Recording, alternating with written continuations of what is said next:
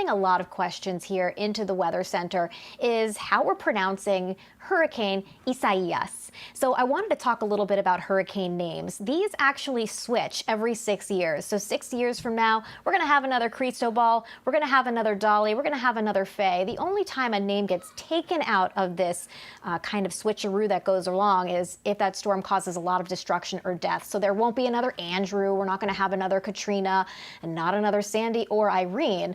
But we also end up alternating between American names, French names, and Spanish names. So Isaias is a Spanish name. So I know it looks like Isaias. We're getting a lot of comments. Why don't you just say it like that?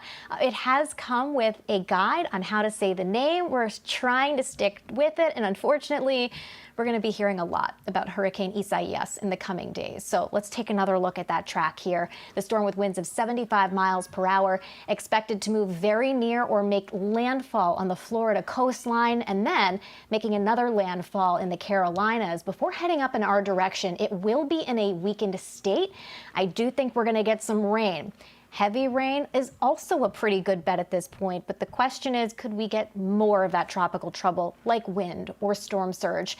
And you can see how wide that track gets by the time we head towards Tuesday or Wednesday. That would be the time that we'd be watching for some potential impacts around here.